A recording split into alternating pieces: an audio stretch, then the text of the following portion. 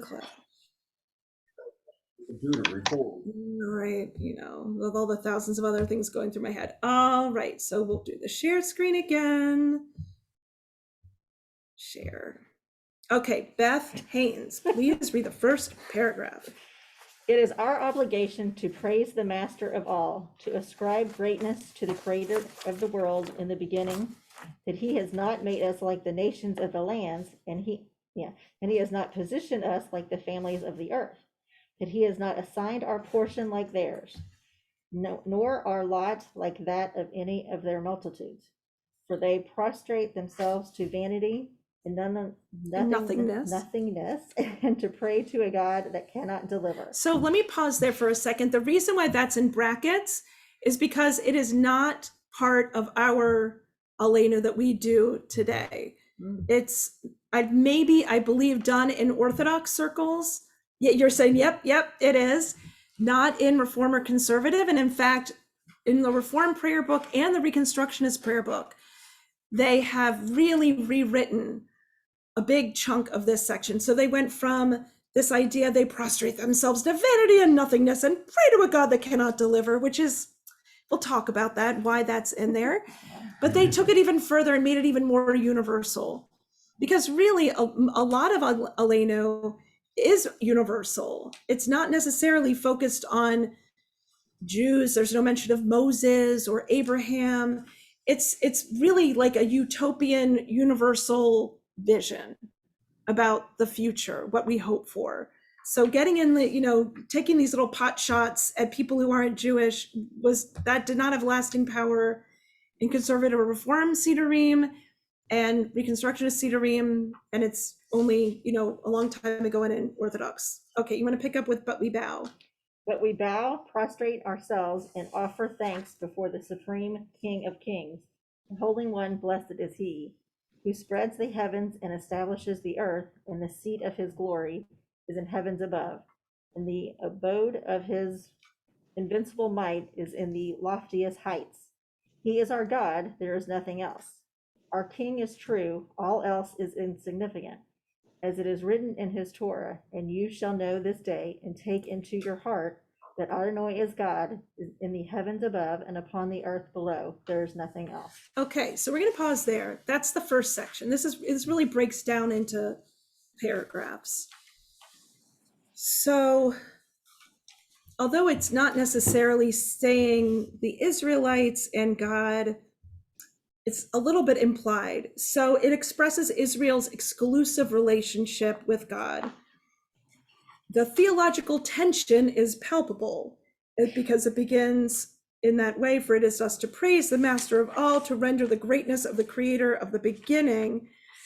God is not presented as God of the Exodus or the covenant with the patriarchs, but God of creation, God of all creation. It's very different. When we say the Amidah, the standing prayer, we say God of Abraham, God of Isaac, God of Sarah, God of Rebecca. This is everyone's God, which is why it seems so strange to have something in here about those who prostrate themselves to vanity and nothingness.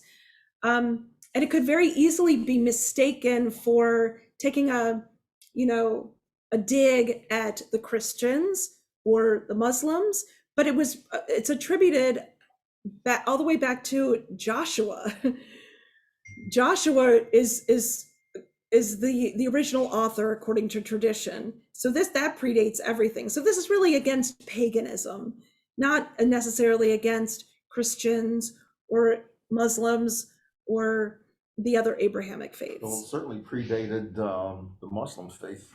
Well, right. I mean, that was very okay. So Lee raised her hand. Lee? Yeah. Well, I mean, you could also think of it as people who are not praying to any God. They're praying to money, things that people value a lot, like money Right. and power. And if you take it that way, and people think of those as gods, it sort of takes it out of saying our religion is better than other religions. It almost is like, any religion is better than no religion, which is being really, yeah. Right. And I think that's how we can see it through a modern lens, a contemporary lens. In some of my more cynical moments, I say the two dominant religions in this country are autotheism and moneytheism. Yeah. Yeah. I mean, it's really, you know, we're slaves to technology. We're slaves to social media.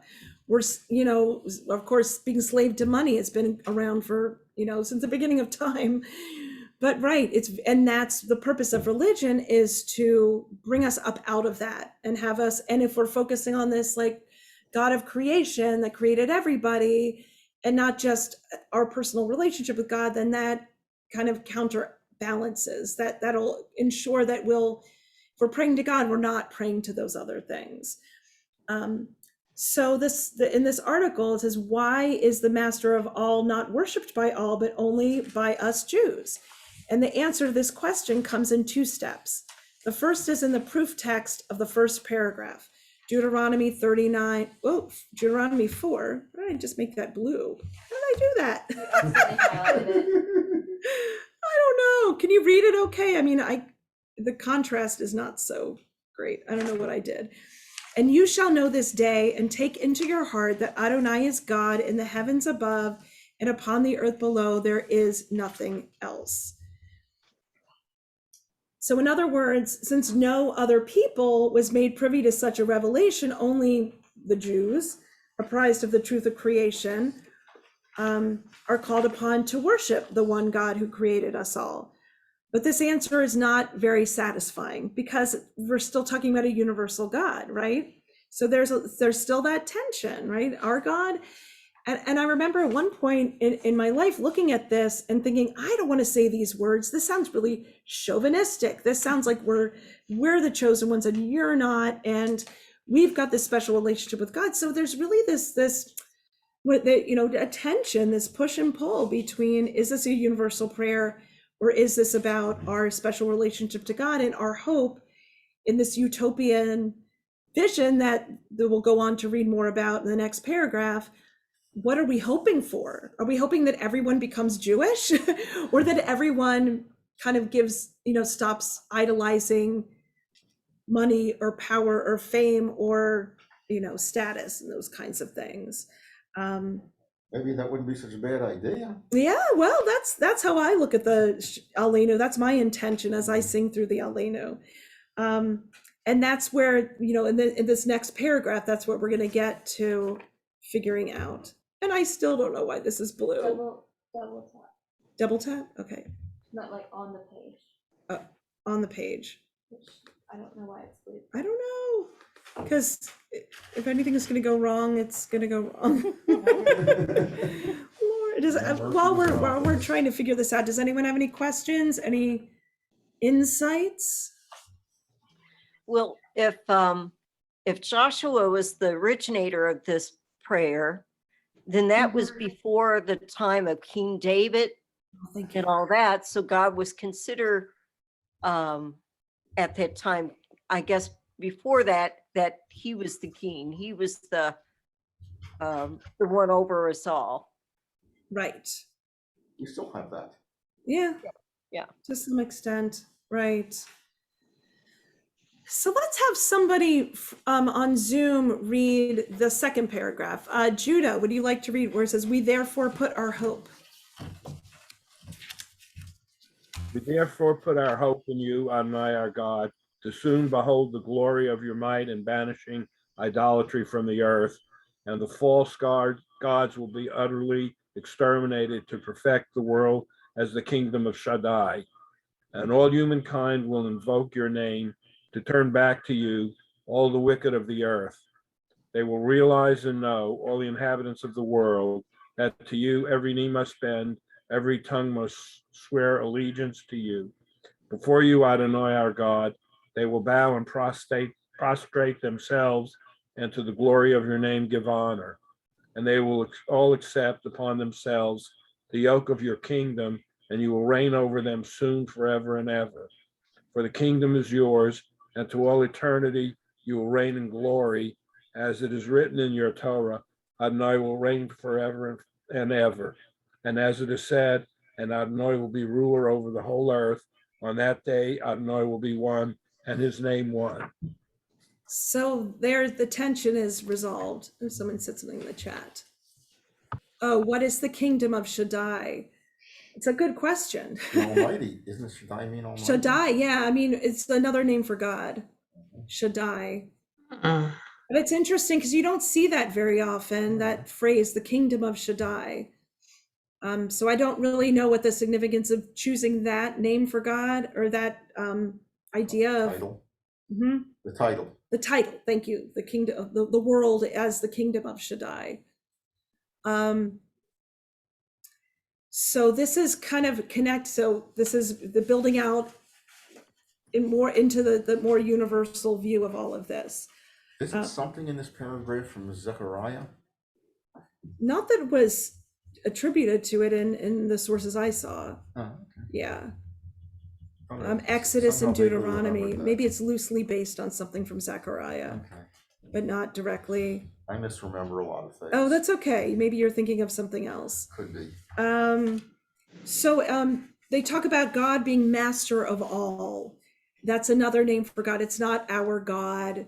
It's not, that's the God of the Israelites, God of Abraham, God of Isaac, God of Jacob. This is the master of all. And it begins, therefore we hope for you, Adonai, our God. The hope expressed in this paragraph resolves the problem at the end of the paragraph by claiming that God will move from being the God of Israel to the God of humanity. So instead of the Jews being, we've got this really tight relationship with God and nobody else has it, maybe we're just early adopters. And if we hope and pray and we sing the Aleinu at the end of every service, we can manifest that. And maybe we won't all necessarily, I'm all for multiculturalism. We're not saying that everyone's going to be in lockstep, but that's one of the themes. Yeah. I have a Rachel? question. If the hope is to have the same God as a Jewish God, why is What was that sound? Oh, can you say that again? Why is conversion so hard to do in the Jewish faith? The Oh. hope is to have a Jewish future, Jewish God over everybody. We keep conversion very insular. You bring a very good point up. Why, that is. I think that's a more modern issue. Yes, I think that's the idealized idea versus life on earth. And getting back to the reason why there was that extra little line in there that's sort of the jab against those who aren't like us, was there was so much oppression and so much mistrust of others because of all of that oppression and violence. And so I think that naturally made the Jewish people, as they went from, migrated from place to place, to just be very insular and a very little trust and not a whole lot of contact with other people anyway. They were in their shtetls. They weren't allowed to be the, citizens of the country. So I think that was part of it. And that we're not a proselytizing religion. So we really wanted to disconnect from the ways that other religions were forcing conversions, or, saying the goal is to make everyone Jewish.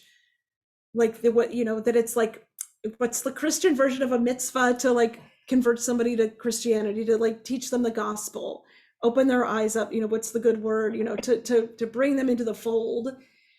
But in Judaism, it's a blessing, but we don't go out trying to proselytize. No, I get that Yeah. part, but what about when somebody comes in who just wants to convert Yeah. and you have to go through 5,000 different steps? I feel like that's getting a little bit looser these days. I think it's just very important that people are knowledgeable, because there's a lot to know. And maybe it has something to do with, you don't want to throw somebody who doesn't know much about it into the mix, because they're going to feel like, oh my gosh, I don't know what I'm doing. And even though a lot of, it's, people still feel that way sometimes, even if they grew up Jewish. So I think maybe it's out of kindness. Do you know what you're getting into also? Because, one of the questions that I ask when I sit on a Beit Din is, usually the person has been raised Christian, maybe usually not a minority. And I say, by choosing to be Jewish, they're beautiful, wonderful things. We have the blessings and beautiful holidays, but there's another side to it. There's the side of persecution. Are you sure that you want to embrace all of this and you're ready to take this on? So, I mean, that's my personal feeling. You may talk to other people who have other ideas about it, but you know, that's the perfect, because, right, if you were to read this and you didn't have any contact with Judaism, you would think that we were a proselytizing religion. Well, I don't think about proselytizing. Yeah. Was my question. I don't think that should be a thing. I think people have the right to choose, but Right.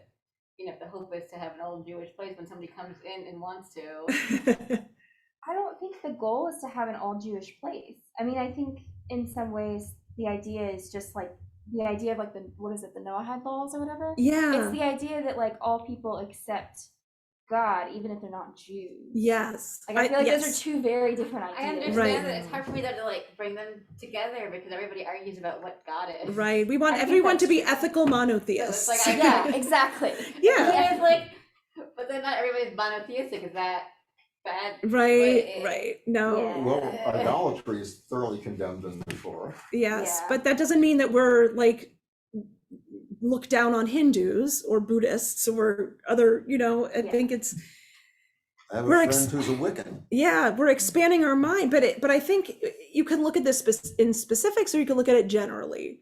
And if you look at the big picture, you know, we want everyone to share our values of valuing life and valuing, you know, passing the tradition on to the next generations, valuing fairness and justice and compassion and tikkun olam and, you know, tzedek tzedek tir dov, justice justice you shall pursue. Like, I think we want people to accept the large ethical concepts that are really the core of Judaism. Whether you know have a cheeseburger or you know like play, you know, I don't know what you would do. Go to the movies on Shabbat or whatever. Like, it doesn't matter. I think that it's more general is my understanding. And of course, this was written so long ago. It's really hard to get in the headspace of the person who I mean, Joshua ben Nun. You know, the greatest military leader in the ancient world. Well, he was Yehoshua, the bar one, none. right. So let's go back a little bit and look a little bit more about this history. I spoke about it in broad terms, but you know, of course, the Chai Gaon, the Gaonim, or like the scholarly leaders of Babylonia and the ancient world and beyond. So the Chai Gaon, who lived, you know, in the 11th century, 10th to 11th century, was the one who's quoted as saying that this Joshua ben Nun, son of Nun, wrote this prayer in its original form. I don't know. I wasn't there. Very often things are attributed to certain figures and we don't know for sure. But it's interesting that it's given that kavod, it's given that honor. You don't have to believe it literally, but if somebody's attributing the writing of a part of the liturgy to someone who was very important and revered, well, then you know, hey, what we're about to read is very important. Also very old. And very old, right. Close you get to Sinai. Right. Marcy wrote, looking it up, Exodus 6:3 is saying, Ve'era el Avraham el Yitzchak ve'el Yaakov be'el Shaddai, Ushmi Adonai lo nodati lahem. 3. And I appeared unto Abraham. Oops. Oh, shoot. I hate when I do that. And I appeared unto Abraham, unto Isaac, and to Jacob as God Almighty, but by my name Yod-Heh-Vav-Heh, I made me not known to them. So perhaps it is to some degree a return to a pre-Sinai revelation, to Abraham's open tent, when all pray equally to the God of Abraham. Ooh. Yeah, I so like that. I do too. Abraham's open tent. That's just a beautiful Whose image. commentary was that? Oh, you're gonna make me look it up again? Sorry. No, it's okay. I think that's actually like really interesting because like when I was thinking about like the kingdom of Shaddai, I was like, where did we see Shaddai like in the Torah? And Yeah. like, all I could think of was like Genesis, like in like the story of Abraham. Mm-hmm. I was like, whoa, that's Yeah. a throwback. Yeah, a throwback. Exactly. So if something's associated with something very old, like we talk about, you know, in cantorial school, you learn these tunes, and if they're like common tunes that are sung during the same times of year all around the Jewish world, they're called Mi Sinai tunes, from Sinai. No one really believes that Moses brought those tunes down from, but what is that saying? Right? These tunes are so important. They're so old. We've got to hold on to them. We've got to revere them. And one of the basic, major concepts or rules, I guess, rules of thumb, when a community is under threat, when the Jews were under threat, they closed ranks. They didn't change things. They kept things very traditional. It was comforting. They wanted to keep out anything that would be an influence from the outside world. When Jews were living in places where they had a lot of freedom and acceptance, Renaissance Italy or the Golden Age of Spain, Middle Ages of Spain, they experimented. They used melodies and ideas and concepts from the people they were living around because they felt safe to do it. They were allowed to come out of their shells, their protective shells. So I don't know where that came from. Yeah. So we have that in this country now. People are writing new melodies for Donald Yes, Trump exactly, and because we Elena feel and- we're able to breathe, right? We're able Created to, whole new languages in some ways. Yeah. Yiddish. I mean, it's right, whole languages. And if Or you think about testing your DNA, how many, unless you know that you have a parent that was not born Jewish or wasn't Jewish, you're going to be like 99.9% what they call Ashkenazi Jew. Yeah. So what does that tell you? It's in us that we were so insular because we had to be, and we are products of that. And here we are in America where we have a lot more freedom, where we have acceptance. People want to choose to be Jewish. It's not something that people are shunning or running away from. They want to be Jewish. And we have freedom to move around to different social circles and different communities, and things are opened up, and which is beautiful. And new people choosing to be Jewish. It's just interesting that for so many centuries it was one way, and here in America it's opening the doors a little bit. Elliot, were you going to say something? We're really going in some interesting directions that I didn't Yes, we are. anticipate. Let's move on. So in the 13th century, Kolbo was a commentator. After each service, we should say Aleinu. It is taught that Aleinu is a great praise and should therefore be said while standing. There is a tradition that Aleinu was composed by Joshua when he conquered Jericho. It contains an allusion to his name. So that's why we stand. And it also, although he doesn't mention bowing, that's one question people didn't bring up. Anachnu korim umishtachavim umodim. We're bowing. And when on high holidays, on Rosh Hashanah and Yom Kippur, the cantor or whoever's leading services, or really whoever wants to, bows all the way to the ground, which is how it was originally done. We do the halfway bow. Can you imagine getting up off the floor 3 times a day, like eating I'm lucky dust I can do that and 3 lint? times a year.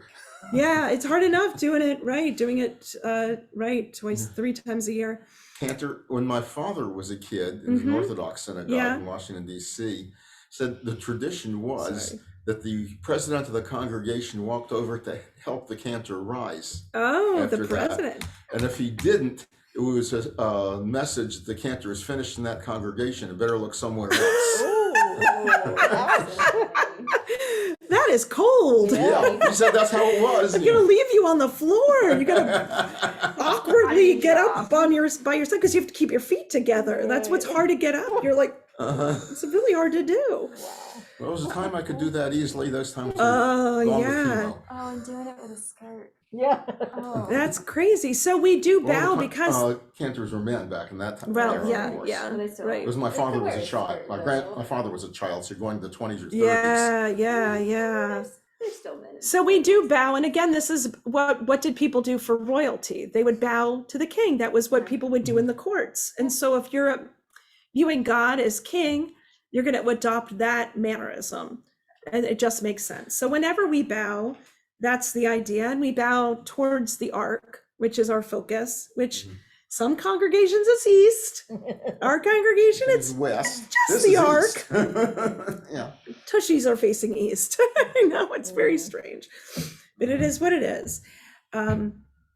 And but that's, you know, it's a reverential sign of respect. I know, well, Elliot, you do Taekwondo. There's bowing. Yes, and there there are is. societies where people bow to one another. Yeah, this is mutual. You bow to the teacher and he bows to the Yeah, students. it's a sign of respect. It's a sign of respect. So this is the ultimate sign of respect, is to bow Well, it's towards the God. Oriental philosophy, yin and yang, the opposites.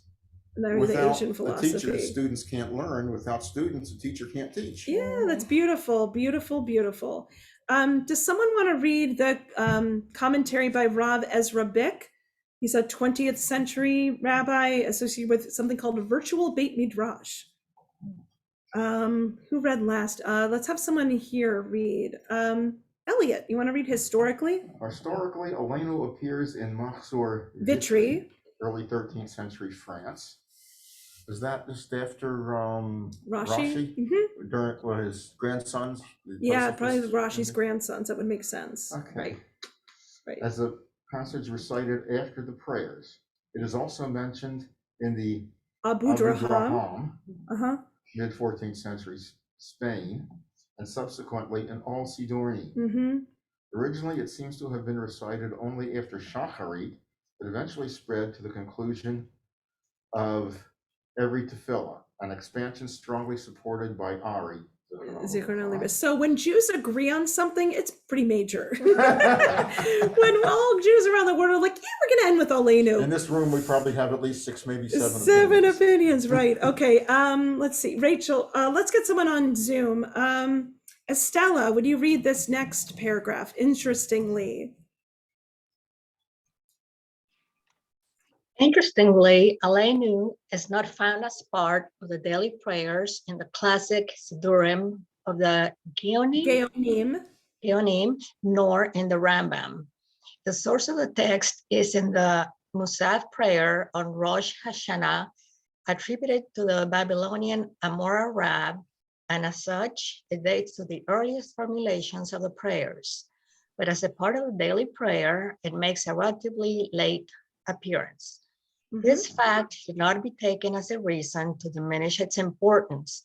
On the contrary, the fact that all modern prayer rituals include a prayer that is not rooted in the ancient Sidurim should be taken as a sign that it expresses something very important. It is almost as though the collective prophetic genius of Israel has insisted on its adoption. This alone should focus our attention.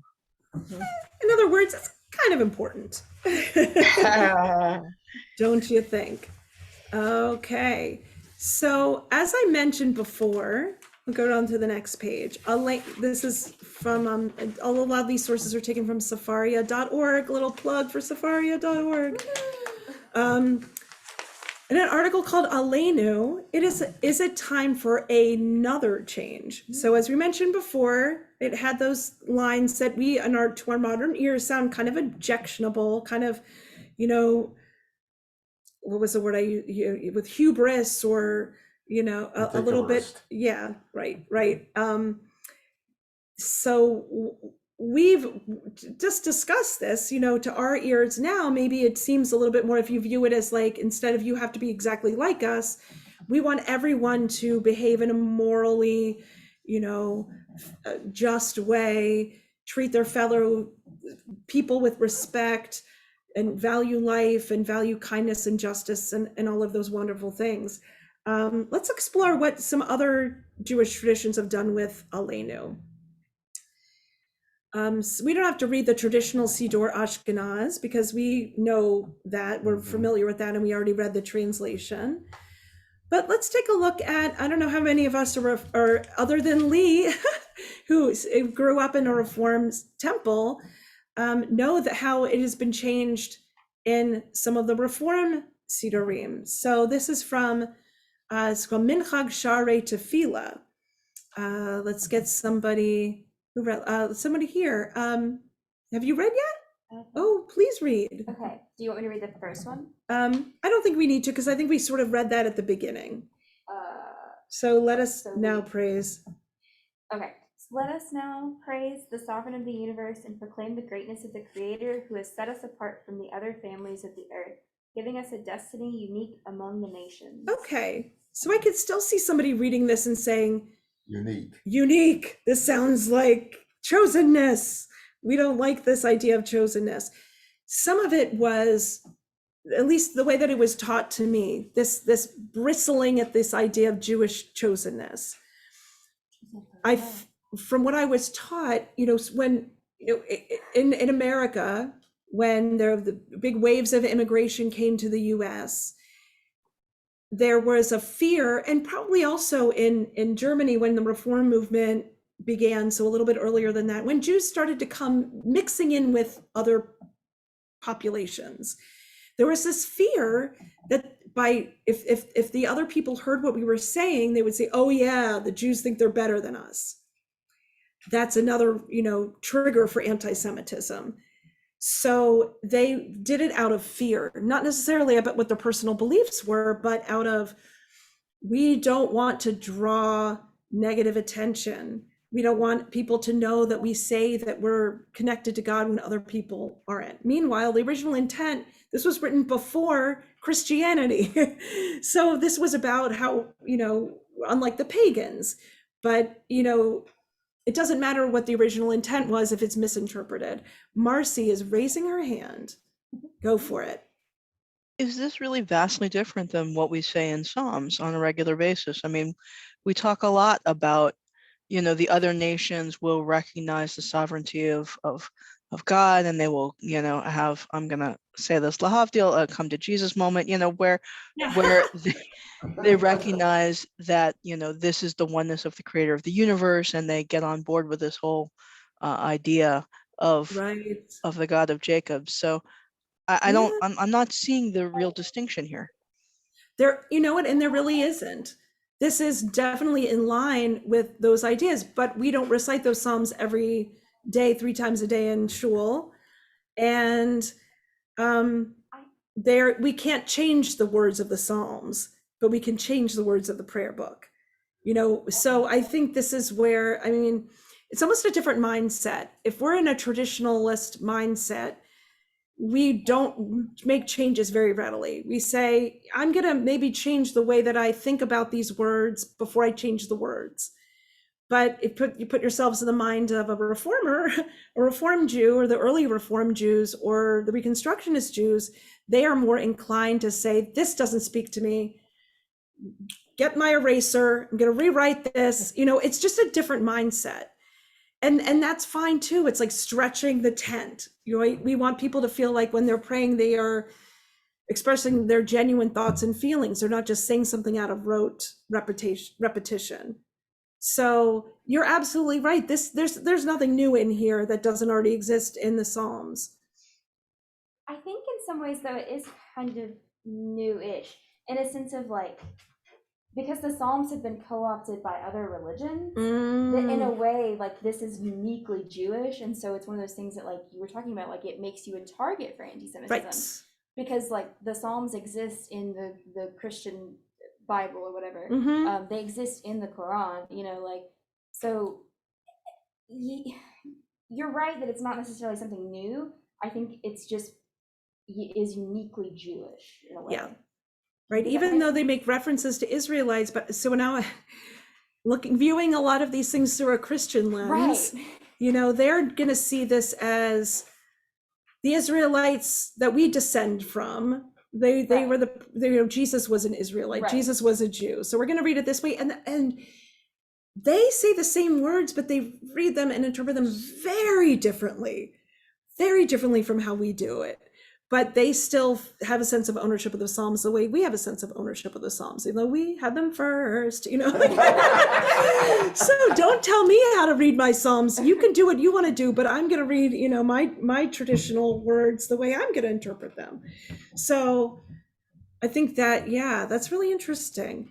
There's another alternative version in Mishkan Tefillah, which is the newest iteration of like the newest Reform Siddur that came out.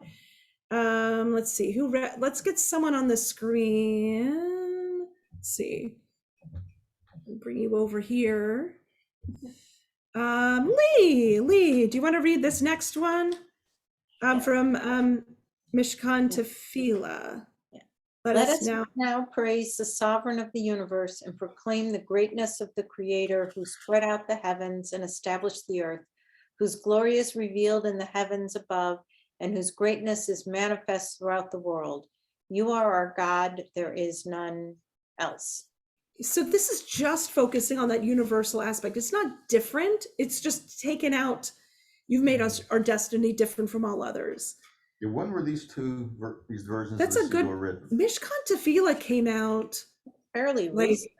fairly recently. I don't know if someone wants to look up when Shari Tefillah came out. I don't know.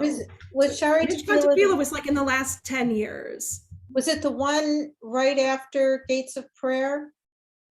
It's gotta be. They Yes, haven't I done think another one so. Since then. So we're talking, yeah, probably. Shari Tefillah is Gates of Prayer. No, this is Mishkan Tefillah. Oh, okay, gotcha. Yeah, So Mishkan, Gates all of the Prayer different was tefillahs. 76 and Mishkan Tefillah, yeah, I mean, I'm pretty certain it was after I moved, after 2000. So, yeah, I would say 10, 12 years ago. Yeah, I remember when they got the new Sidurim at Temple Shalom, and it was while I was here. So it had to been in the last 15 years or so. And if you notice, Seems like just yesterday. sort of talking about, the way the reform movement looks at this, they're very much, the words need to reflect how we see the world now. And yes. And in both Gates of Prayer and Mishkan Tefillah, there's more than one service that you can use for Friday night service or Saturday morning. I mean, there's like 4 or 5 you can choose from. And you can, and here's and another, this is an alternative tradition. Yeah, and they'll all sort of have their own way of interpreting translating the prayers. And besides, and so much of the Reformed service, or a lot more of the Reformed service, is in English. Yes. So those translations really mean a lot more in the Reform movement than I think they do in the conservative. It's a different kind of like a sense of ownership, a sense of these words that I'm saying. I don't want to have any conflict going on in my mind as I'm saying them. I want them to express, because everything else has been modernized and updated. So it's a different way of looking at it. I spent 10 years in the Reconstructionist movement and came back to traditional liturgy. I learned all the different ways. In fact, that's a good segue because we're going to go into the next one, the next version here. Okay, so Lee was saying that there's even an alternative version in Mishkan Tefillah. So they changed it, and then they give you another one that's even also changed. Let us now praise the sovereign of the universe and proclaim the greatness of the creator, whose unity we are charged to declare, whose realm it is our purpose to uphold. That sounds a little bit like proselytizing. Like, I know that Christians feel really driven to make other people Christian. It is our, but and Muslims as well. Right. At the point of a sword. Not today, Elliot. Let's not bring Tradition, stereotype. Well, one tradition. You know how many billion Muslims are in the world? Anyway. About 1.5 billion. So, whose unity we are charged to declare, whose realm it is our purpose to uphold. So just other verbiage, other ways of looking at it. I see the 2 chats, so I'm gonna click on those and let's see what you folks have to say. Oh, you're just Mishkan Tefillah. 2007. 2007. Yeah, that was the year I moved here. Okay. Jeffrey has a question. Okay, Jeffrey, please unmute. I don't see all the faces. Yes? Yes, did I unmute? You're unmuted. I can hear you. Okay. It's not a question, it's more of a comment. Okay. I think that the 2 versions of so-called reform, I mean, is that supposed to be a good thing? I think some things, the basic tenets of Judaism and Aleinu especially, why would you want to reform that? This verse that, these last 2 verses, to me, I can't differentiate between them and what you would hear in a Unitarian church. Well, that's... I mean, I'm just being honest about it. It's kind of, I mean, some things you don't change to fit the times, whatever they might be. And that's a valid opinion. I think. Yeah, it is. It's my I- opinion. I know it's a minority opinion in a day of multiculturalism. I don't know. We also have to think in terms of the long history and we tend to think that there's one tradition. There were a lot of different paths that were taken over the years and still are done differently in the Sephardic world versus the Ashkenazi world. Judaism is so multifaceted and represents so many ideas, everything from, the Hasidim to the, there, even among Orthodox Jews, there are so many different sections, factions. I get right? that. I'm not right. That's not my point. My point is and I understand that, but I think in these last two versions, what is Jewish about them? That's a very valid point. You can take something to the nth degree and then realize, whoa, where did I go? Think about I have a great deal of respect for the Reform movement. I don't want anything that I say to be taken out of context. And I'm not saying conservatives better than Reform. But if you look at the journey that Reform Judaism has been through, they started throwing the baby out with the bathwater. Services on Sundays instead of Shabbat. No one's gonna, everything in German, then everything in English in the US. And they've come back to tradition. So the pendulum is swinging back in so many different Reform synagogues. You put a tallis on when you go in. You put a kippah on in many Reform synagogues. There's much more Hebrew in the service. So I think that it was a journey, and for lack of a better term, they were reacting to what was going on in their environment. Suddenly the world opened up to them and they were accepted in Germany and France and England. They wanted to be part of that and they were trying to make their way and figure it out. So, but I think, and you will still see Reform temples that are very, very much like classic Reform is what they call it, and more that are like a very liberal conservative synagogue. I think the two in this city are examples. Yeah, exactly. Look at Temple Shalom and the temple, right? So the person who chooses the alternative version's way over on the other side, but someone who might feel comfortable just doing the traditional words of Aleinu in a Reform temple would be fine with it. Now I'm almost afraid to show you the next example because well, and that sort of goes with the point that they've got 4 or 5 different translations within their prayer book that you can choose from. Yes. It's interpretive translations. We have them too. And it's different points of view of ways of seeing it. But so all translations are commentaries. All translations are commentary. Exactly. So, Rachel, would you read? So these next 2 excerpts are versions that you will find in Siddur Kol HaNishama, which is the most prevalent Siddur used in Reconstructionist synagogues. And it was the first version of it was completed in 1945. Rachel, if you would read this translation. Okay. It is up to us to offer praises to the source of all, to declare the greatness of the author of creation, who gave us teachings of truth and planted eternal life within us. What do we think of that version? I think it sounds like Yishtabach. Yeah. It's because it's drawing on liturgical traditions that already exist.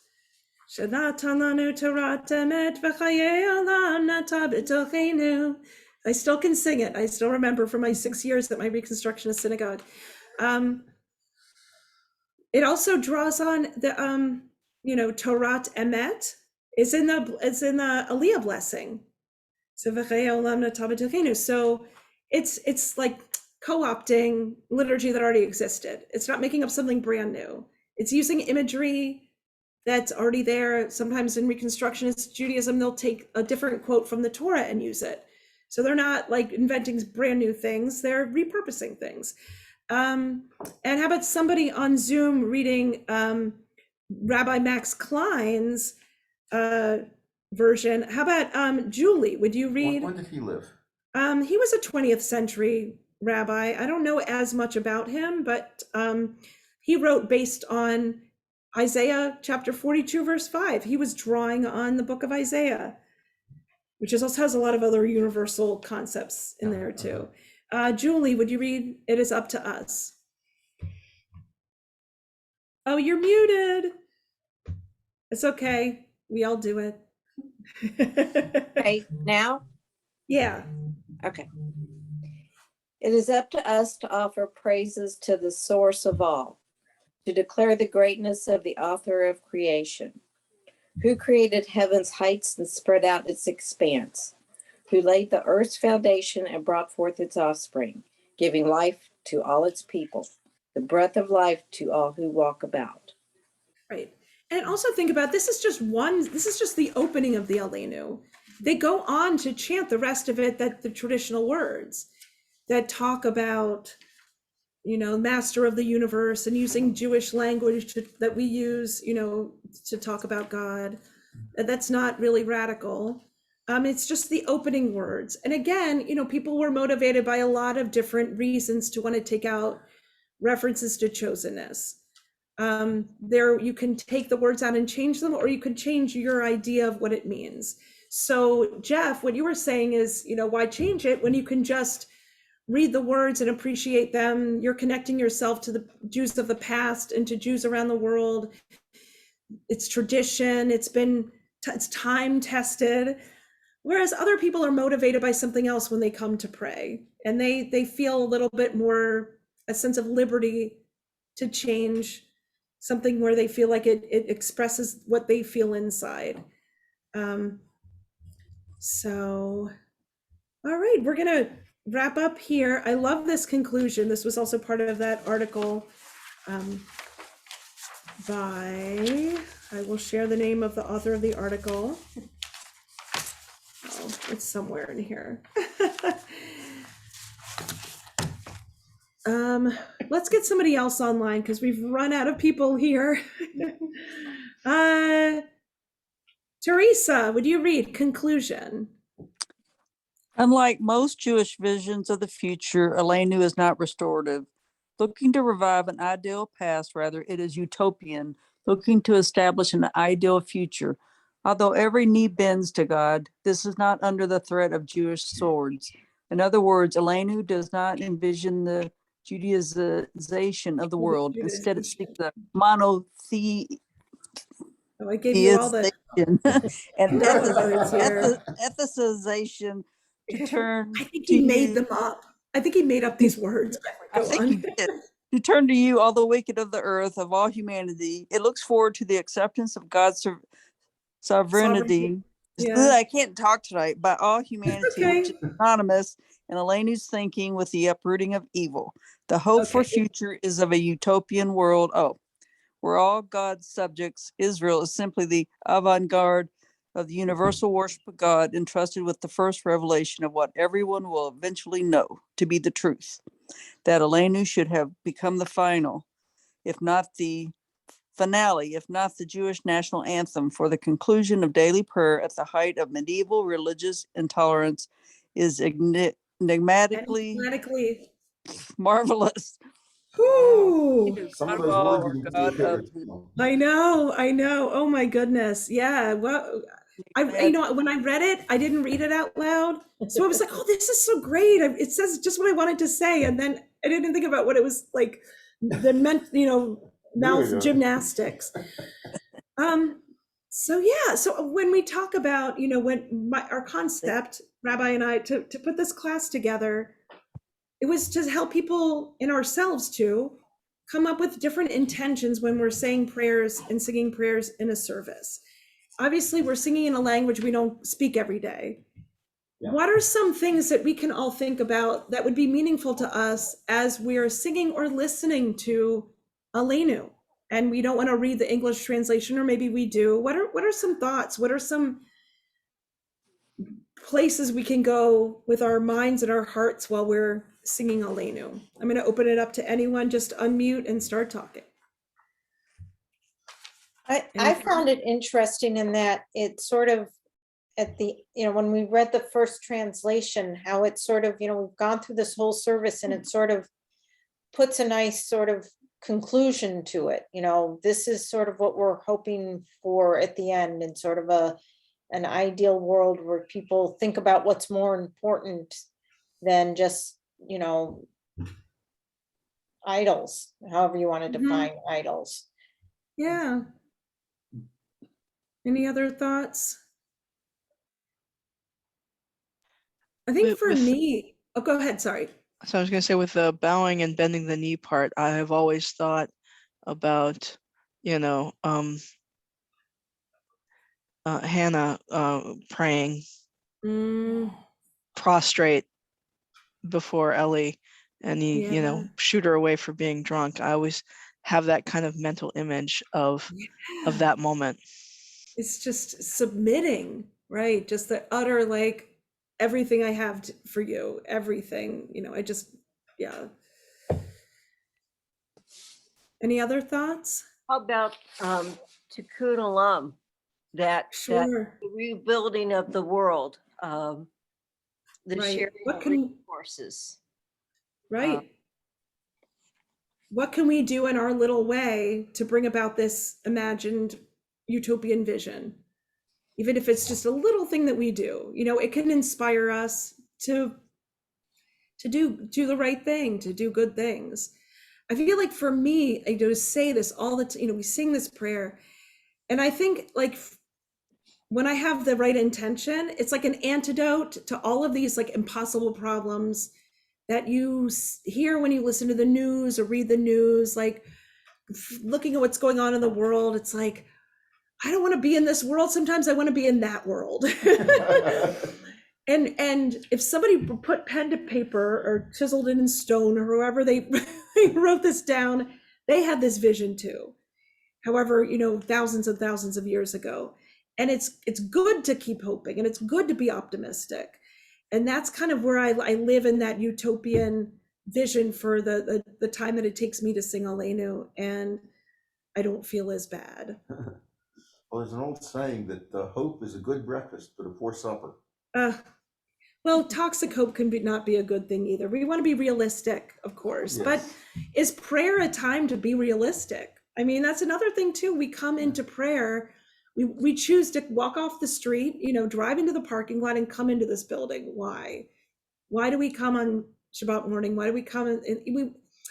People come for lots of different reasons, personal reasons, but I think we all need a space away from the world. For some, it's like everything's so unpredictable, and then you come into a prayer service and you know exactly what's going to happen next. And I think that is what's attractive about traditional worship. Don't change the words on me. Everything out there is so unpredictable, so scary. I don't know what's coming next. I don't know what's going to happen when I open the newspaper and I'm going to read something that's horrifying. But I know when I come in here, it's predictable, it's comforting, and it's all these wonderful things we should be thinking about. We should be trying to be like God and healing the sick and lifting up the lowly, and hoping for peace and harmony in the in a future world. And it's a break from that. And I think psychologically we need that. And it's a safe space to come. I mean, ideally it's a safe space. And we know that when sanctuaries are, places of violence, when violated, when sanctuaries are violated, it's like the ultimate insult. It's the ultimate degradation. But they should be safe spaces where we come together and we think about these utopian ideas. We could be realists outside of the sanctuary, but I think when we go into the sanctuary, it's okay to dream a little bit. And Aleinu gives us that permission. So I want to finish by, let's see. Oh, screenshot. Okay. We were having some trouble with when the screen turned blue.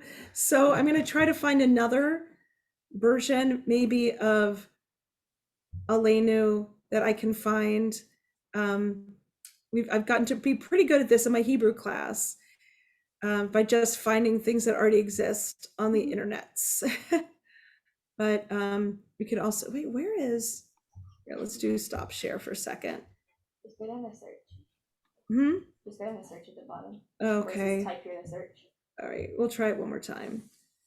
You could also, wait, I don't see, I see Zoom, this, which is, how do I get connected to the internet? Type here to search. You see over there next to the Windows button? Do I go right or left? No, I didn't mean to do that. Go over one more. Type it down. Oh, in the search. Yeah. Oh, Google Chrome. duh. Thank you. Thank you. I don't, this is not my laptop. I know. I'm forever grateful. Okay.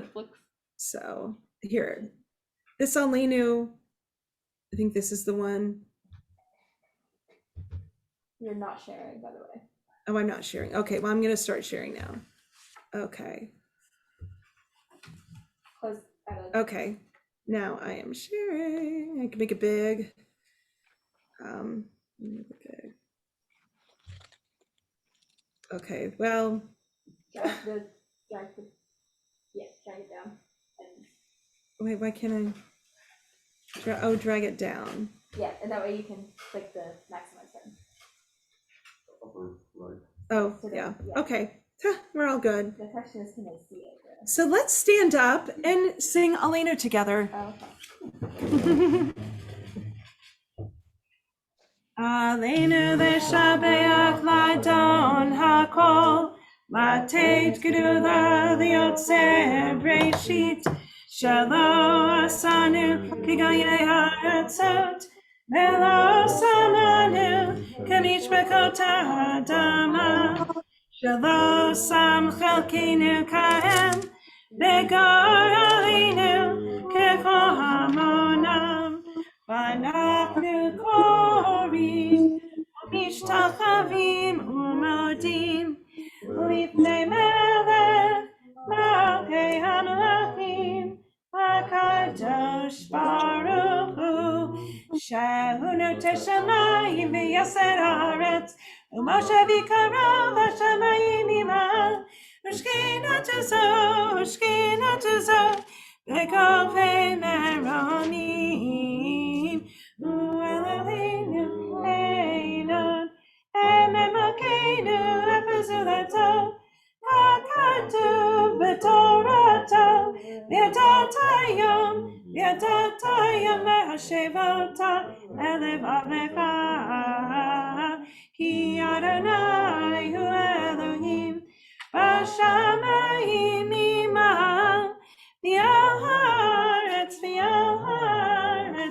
mitachat Einon. And because it's getting late, we can stop there. All right. And Elliot wants to finish with Kaddish D'Rabbanan. We have one more thing in the chat, and then I gotta go pick up Leah from downtown, from school. Okay, if you have a Siddur Lev Shalem, you don't really need to follow along. If you want to, it's on page 38. Or you can just say Amen when it's time to say Amen. Yit Gadal v'yit Gadash Shemei Rabba B'yama Divrach Yirutei V'yamlik Malchutei V'chayechon V'yamechon V'chayei Kol Beit Yisrael B'agala V'zman Karim V'imru Amen. Ya'ei Shmei Rabba Mevorach Le'olam V'yam Yitbarach V'yishtabach V'yitpa'ar V'yitramam V'yitnaseh V'yitadar V'yitalev V'yitalal Shemei Kedusha Rechu La'ela min kol birchata v'shirata tushbachata v'nechamata damiran bi'alma v'imru Amen. All Yisrael v'yal Rabbanan v'yal Talmidehon v'al kol Talmidehon v'al kol man da'oskin b'oraita diva atra hadain v'dich b'chol atar v'atar yehi lahon u'lachon shlama rabba china v'chista v'rachamin v'chayin arichin Mizorna Revicha Uvrkona Min Kodama Vohondi Vishmaya Vimaru Amen. Yahei Shlama Rabba Min Shemaya V'chayim Tovim Aleinu V'yakol Yisrael V'imru Amen. Osa Shalom B'mromav Hubarachamav Yaseh Shalom Aleinu V'yakol Yisrael V'imru Amen. Thank you all so much for coming to the class. We'll meet next week. It'll be rabbi teaching. And spoilers, you're not supposed to tell us, remember? Yeah. What was that? I said spoilers, you're not supposed to tell us, remember? Oh, that he's teaching, or? Well, no. He was a like, while "Don't back, tell." he said something along the lines of like, Oh, well, so I'm not that, going to tell you beforehand whether or not oh, it's it's going not to a competition. All right, I'll see everyone in Disneyland. Bye.